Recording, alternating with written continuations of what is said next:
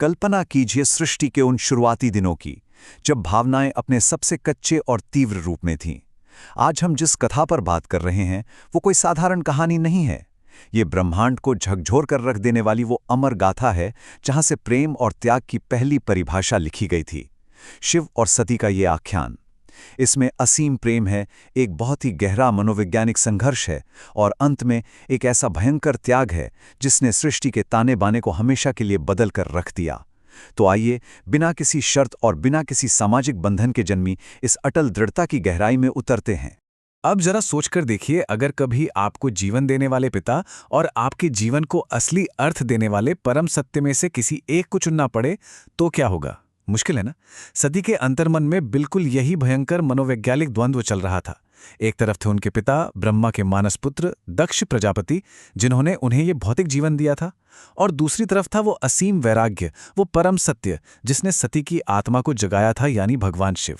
ये केवल परिवार और प्रेम के बीच का साधारण चुनाव नहीं था, ये मायावी संसार की खोखली अपेक्षाओं और आत्मा की अनंत पुकार के बीच का महासंग्राम था। दरअसल पिता और पुत्री के बीच ये सिर्फ विचारों का अंतर नहीं था, ये दो अलग अलग ब्रह्मांडों का टकराव था। दक्ष के लिए धन, राजसी रुतबा और सत्ता ही सब कुछ थे।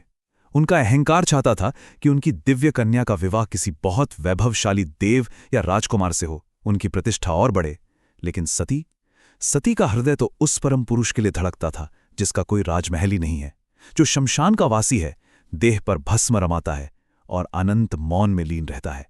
जहां दक्ष के लिए शिव केवल एक जंगल में भटकने वाले अवघड़ थे, वहीं सती के लिए वो संपूर्णता और शाश्वत सत्य का साक्षात प्रतीक थे। तो दक्ष के इस अहंकार का सती ने कैसे जवाब दिया? शब्दों से नहीं, बल्कि अपनी मौन और कठोर तपस्या से। पर्वतों की बीहड़ गुफाओं में, प्रचंड आंधी और बारिश के बीच उन्होंने अपने शरीर की हर जरूरत को पूरी तरह त्याग दिया। खुले आकाश के नीचे धरती पर बैठकर वो शिव के ध्यान में ऐसे विलीन हुई कि दिन सप्ताहों में और सप्ताह महीनों में बदल गए, बिना सोए, बिना खाए पिए। सोचिए, ये कोई साधारण हठ नहीं था, ये एक राजदुलारी का वो अकल्पनीय और पूर्ण समर्पण था, जिसकी तपती अग्नि ने तीनों लोकों को प्रभावित करना शुरू कर दिया था।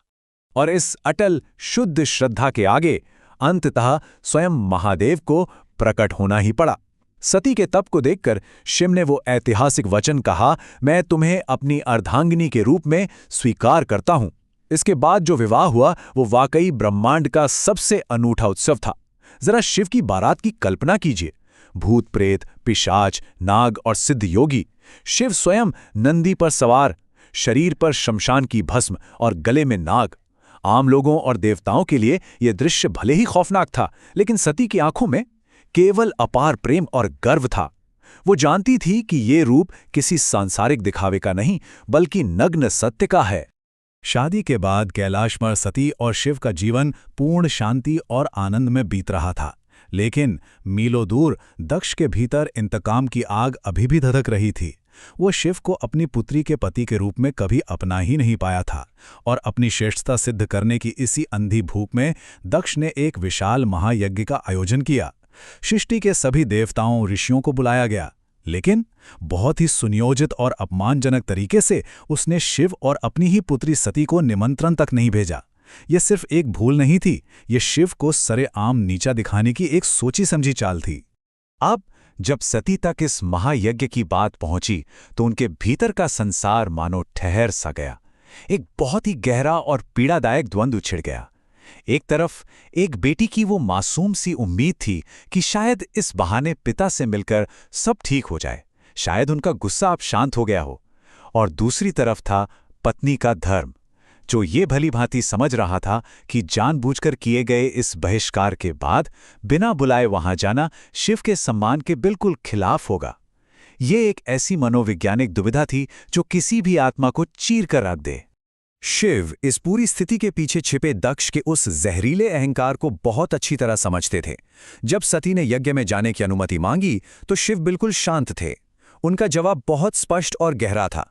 जहां सम्मान न हो, जहां प्रेम के बजाय केवल क्रोध और घमंड की आग जल रही हो, वहां अपना स्वाभिमान ले जाना पूरी तरह व्यर्थ है। उन्होंने सती को समझाया कि वो जगह अब उनका घर नहीं रही। फिर भी एक पिता के प्रेम के लिए तड़पती बेटी की विवशता को देखकर अंत में शिव ने उन्हें जाने की अनुमति दे दी। आइए उस क्षण को महसूस करते हैं जब सती यज्ञ स्थल पर पहुंचती हैं।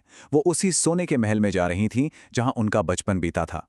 उन्हें लगा था कि शायद उन्हें देखकर पिता की आंखों में वो पुराना प्यार लौट आएगा। लेकिन जैसे ही सती ने यज्ञ मंडप में कदम रखा, वहां एक मौत जैसा डरावना सन्नाटा छा गया। किसी ने स्वागत नहीं किया, किसी ने बैठने को नहीं कहा। देवताओं और रिश्तेदारों की आंखों में बस एक ठंडी, बेरुखी भरी चमक थी। इस भयानक माहौल ने सती को एक पल में ये एहसास करा दिया कि वो अब अपने मायके में नहीं बल्कि शिव के दुश्मनों के बीच खड़ी हैं। और फिर वो पल आया जब दक्ष का अहंकार अपनी सारी सीमाएं पार कर गया। भरी सभा में जब सती ने अपने पिता से बात करने की कोशिश की तो दक्ष ने ऐसे तीखे और जहरीले शब्दों का प्रहार किया जिसने हर मर्यादा तार-तार कर दी। उसने चीखते हुए कहा कि जिस दिन सती ने उस भस्म रमाने वाले शमशानवासी को चुना था, उसी दिन वो उसकी पुत्री नहीं रही। दक्ष ने शिव के उस वैरागी स्वरूप का सरेआम मजाक उड़ाया जिसे सती अपने प्राणों से भी ज्यादा प्रेम करती थी। उस अंधे अभिमान और ठंडी हंसी ने पूरे यज्ञ मंडप को जैसे जहर से भर दिया था। दक्ष के इन क्रूर शब्दों को सुनकर सती की आत्मा कांप उठी। जरूर, लेकिन उनका उत्तर उससे कहीं ज्यादा शक्तिशाली था। आंखों में आंसू थे, पर स्वर में एक ऐसा तेज था जिसने पूरी सभा को हिलाकर रख दिया। उन्होंने डंके की चोट पर कहा कि जिसे वो लोग शमशानवासी कहकर अपमानित कर रहे हैं, वो मृत्यु से परे है। वो अपनी भस्म से संसार के मोह को जलाता है। और बिल्कुल इसी क्षण सती को एक बहुत ही भयानक सत्य का बोध हुआ। उन्हें एहसास हो गया कि जो शरीर दक्ष जैसे अहंकारी के अंश से बना है और जिसने शिव का ये घोर अपमान सुना है, वो शरीर अब इस ब्रह्मांड में रहने के लायक ही नहीं है। और यहीं ये गाथा अपने सबसे हृदय विदारक चरमोत्कर्ष पर पहुंचती है। सती के चेहरे पर इस वक्त कोई डर नहीं था, कोई गुस्सा या हार नहीं थी, बस एक पूर्ण, शुद्ध और अकल्पनीय शांति थी। वो बहुत ही धीमी गति से यज्ञकुंड की ओर बढ़ी, अपनी आंखें बंद की, अपनी पूरी चेतना को शिव के ध्यान में विलीन किया और एक परम समर्पण के साथ उन्होंने खुद को उस धधकती यज्ञ अग्नि के हवाले कर दिया। सती साक्षात अग्नि बन चुकी थी, एक ऐसा शरीर जो प्रेम और भक्ति की वेदी पर भस्म हो गया और जिसका ये सर्वोच्च त्याग पूरे ब्रह्मांड की नींव को झकझोरने वाला था। इस त्याग के साथ ही ब्रह्मांड की ऊर्जा पूरी तरह पलट गई। जैसे ही कैलाश पर शिव को सती के अंत का भान हुआ, उनका वो अकल्पनीय शोक एक प्रलयंकारी क्रोध में बदल गया। समाधि टूट गई, आंखें रक्त सी लाल। वेदना से भरे शिव ने अपनी जटाओं को पूरी शक्ति से उखाड़कर पृथ्वी पर पटक दिया। धरती फट गई और उस ब्रह्मांडीय क्रोध की ज्वाला से एक भयंकर, तेजस्वी और अजय स्वरूप प्रकट हुआ, वीरभद्र। ये कोई साधारण योद्धा नहीं था, ये साक्षात महादेव के प्रतिशोध और सती के दर्दनाक विलाप का भौतिक अवतार था। वीरभद्र एक प्रचंड तूफान की तरह यज्ञ स्थल की ओर बढ़ा। आकाश में जैसे अंधकार छा गया। उसने बहुत ही खौफनाक तरीके से तबाही मचानी शुरू की। सबसे पहले उसने उस यज्ञ वेदी को चकनाचूर किया जहां यह महापाप हुआ था। फिर उन सभी देवताओं और पुजारियों को खदेड़ दिया जो उस अपमान के मूक दर्शक बने बैठे थे। और अंततः वो उस दक्ष के सामने पहुंचा जो अब भी अपने अहंकार में अंधा था। वीरभद्र ने बिना किसी हिचकिचाहट के अपनी तलवार के एक ही झटके से दक्ष का सिर धड़ से अलग कर दिया। सत्ता और अहंकार का वो विशाल साम्राज्य पल भर में राख के ढेर में बदल गया। प्रतिशोध तो पूरा हो चुका था, लेकिन शिव का हृदय हमेशा के लिए छिन्न भिन्न हो गया था। जब महादेव खुद उस जली हुई यज्ञशाला में पहुंचे तो उन्होंने सती के जले हुए शरीर को बहुत ही करुणा के साथ अपनी बाहों में उठा लिया। दृश्य इतना हृदय विदारक था कि स्वयं काल की गति थी मानो रुक गई हो। शिव अपनी सती के निर्जीव शरीर को सीने से लगाए पूरे ब्रह्मांड में बेसुध भटकने लगे। ये शिव का वो अकल्पनीय शोक था जिसका भार सृष्टि सही नहीं पा रही थी। ये एक ऐसा दुख था जो निर्माण के संतुलन को बिगाड़ रहा था और पूरे ब्रह्मांड को खतरे में डाल रहा था। सृष्टि को इस प्रलय से बचाने के लिए भगवान विष्णु को आगे आना पड़ा। उन्होंने अपने सुदर्शन चक्र से सती के शरीर को कई हिस्सों में विभाजित कर दिया। लेकिन क्या कहानी यहां खत्म हो गई? बिल्कुल नहीं। आज भी जहां जहां सती के वे अंश गिरे, वे स्थान अपार दिव्य ऊर्जा से भर गए और शक्तिपीठ कहलाए। कामाख्या, वैष्णो देवी, ज्वाला, हिंगलाज, तारापीठ। देखिए, ये केवल पत्थर के मंदिर नहीं हैं। ये शिव और सती के अमर प्रेम और दिव्य स्त्री ऊर्जा के वे शाश्वत केंद्र बन गए जहां आज भी वो असीम शक्ति धड़कती है और लाखों लोगों को राह दिखाती है। सती के शरीर के विलीन होने के बाद शिव अंततः हिमालय की उन्हीं बर्फीली चोटियों पर लौट आए जहां से इस कथा की शुरुआत हुई थी। यज्ञ की वो विनाशकारी आग अब पूरी तरह शांत हो चुकी थी और उसकी जगह ले ली थी हिमालय के एक अनंत जमा देने वाले मौन ने। शिव एक चट्टान की तरह गतिहीन हो गए। उनकी गहरी समाधि में अब न कोई शब्द था, न कोई हलचल और न ही कोई भावना। वर्षों तक वे बस सती की यादों को अपने भीतर समेटे उसी शून्यता में डूबे रहे।